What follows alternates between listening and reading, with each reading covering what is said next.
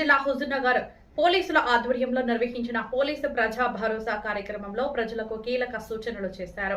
Circle inspector చరమందర్ రాజు వేపల సింగారం గ్రామంలో జరిగిన ఈ అవగాహన కార్యక్రమంలో పండుగలు వేడుకలను ప్రశాంత వాతావరణంలో నిర్వహించాలని, చిన్న చిన్న వివాదాలను చట్ట పరిధిలోనే పరిష్కరించుకోవాలని సూచించారు.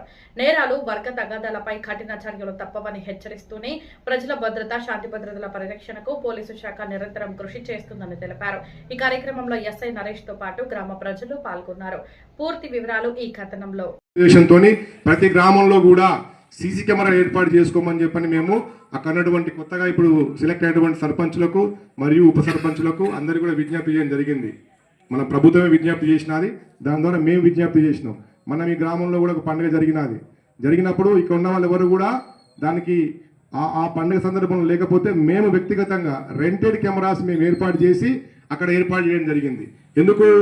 ఏదన్నా ఆ పండుగ జరిగిన క్రమంలో ఒక 10,000 మంది చుట్టాలను పిలుచుకున్నారు, పక్కాలను పిలుచుకున్నారు, మంచోడు వచ్చిండు, చెడ్డోడు వచ్చిండు, ఊళ్ళకి రకరకాల వ్యక్తులు వచ్చిపోయినారు.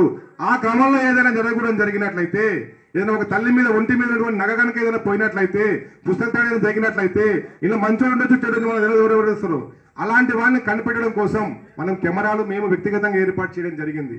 కాబట్టి ఇప్పుడు మీ శాఖ తరఫున మీకు మేము విజ్ఞప్తి చేస్తున్నాము, మీ గ్రామంలో శాశ్వతంగా ఇలాంటివి జరగకుండా ఉండాలన్నా, ఒకవేళ జరిగిన వాటిని మనం గుర్తించాలన్నా, త్వరగా వాళ్ళ శిక్ష పడే విధంగా చేయాలన్నా సరే మీరు కెమెరాలు ఏర్పాటు చేసుకోవాలి.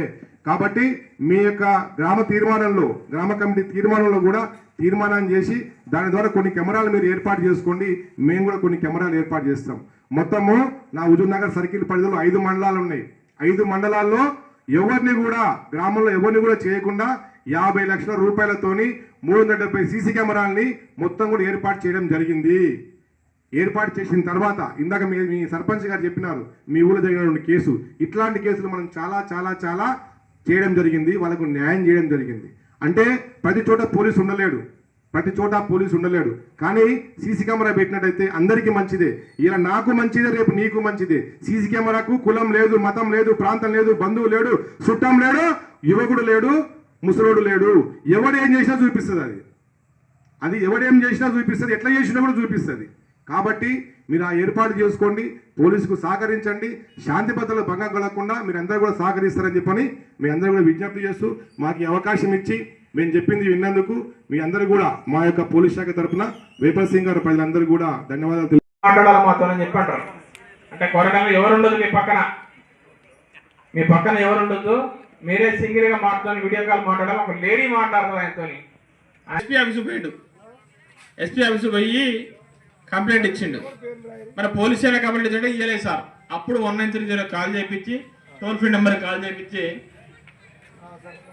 నెంబర్కి కాల్ చేయించేసి అప్పుడు ఫ్రీ చేయించి ఆయన ఆ ఇన్సిడెంట్ అయిన 50 రోజులకు వచ్చిండు నా కాడికి.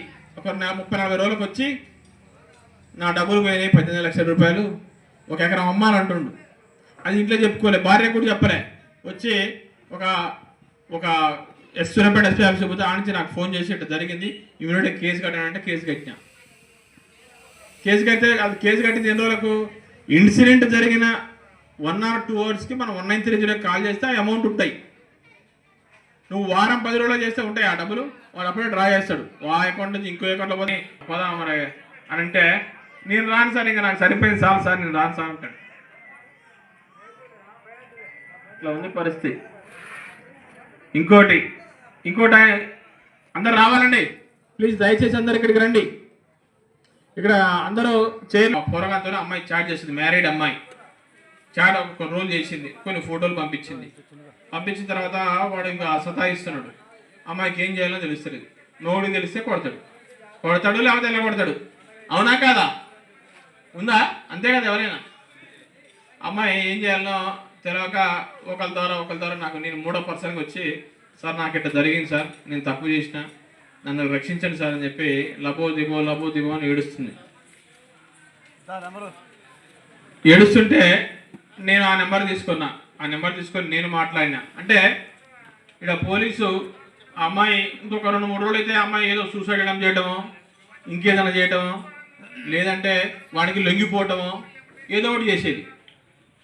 అయితే లొంగాలి, లేదంటే సూసైడ్ చేసుకోవాలి. అమ్మాయి అంటే ఫోటోలు కొన్ని వేరే పిక్స్ పంపించేసింది అమ్మాయి. నేను భరోసాగా ఉండి నేనే ఈ గరడపల్లి ఉన్నప్పుడు భరోసాగా అట్ట కాదమ్మా, మేము ఉన్నాం మీకు పోలీసు వాళ్ళము, మీకు ఏ టెన్షన్ లేదు అని చెప్పి వాడితో నేను మాట్లాడి వాడు ఎప్పుడు వీడియో కాల్ చేసినా నాకు వచ్చేటట్టు చూసుకొని ఆ నెంబర్ కొన్ని రోజులు నా దగ్గర పెట్టుకొని నేను మాట్లాడి ఒక 10 రోజులు మాట్లాడిన వాడిని కేసు కట్టినా కానీ వాడు ఎక్కడో ఉన్నాడు. వాడి లొకేషన్ ఇస్తే వస్తుంది, ఒకరోజు వస్తే మలక్పేటలో వచ్చింది, ఒకరోజు వస్తే ఇటు సికింద్రాబాద్ సైడ్ వచ్చింది. ఇంకా వాడు వేరే వేరే నెంబర్ నుంచి కాల్ చేస్తాడు. ఇంకా ఆ నెంబరే నేను తీసుకున్నా. ఒక 10 రోజులు ఇట్లా పెట్టుకొని ఇట్లా చేసి నేను కేసు రిజిస్టర్ చేస్తాను. 1930 వాడి మొబైల్ నెంబర్ 1930 యాడ్ చేస్తే అది సైబర్ ఫ్రాడ్ కింద పడిపోతుంది. ఆ నెంబర్ నుంచి కాల్స్ రాకుండా చూస్తుంది. కాబట్టి మీరందరూ కూడా ఎవరు సెల్ ఫోన్ వాడినా ఏం చేసినా మీరు అపరిచిత వ్యక్తులతో మాట్లాడద్దు, ఆడ కానీ మగ కానీ. మీరు దయచేసి గుర్తుంచుకోండి. మీరు ఖచ్చితంగా ఎవరితో ఫోన్లో నాకు ఫేస్బుక్లో 5000 మెంబర్స్ ఫ్రెండ్స్ ఉన్నారంటారు. ఆ 5000 మెంబర్స్ ఎవరిని ఒక్కడిని 5,000 ఇవ్వడిగాడు ఇస్తారా? ఒక 5,000 రూపాయలు కాబట్టి ఎవరు ఇస్తారా? 5,000 మంది దోస్తులున్నా ఫేస్బుక్ ఫ్రెండ్ ఎవ్వడిగాడు. మన ఇంటి పక్కనోడో మనకు తెలిసినోడో మన ముందునోడే ఇస్తాడు, లేనోడు ఎవ్వడిగాడు. అలా 5,000 మంది ఉన్నా కానీ మీరు అందరూ దృష్టిలో పెట్టుకోవాలి. ఇంకోటి మనకి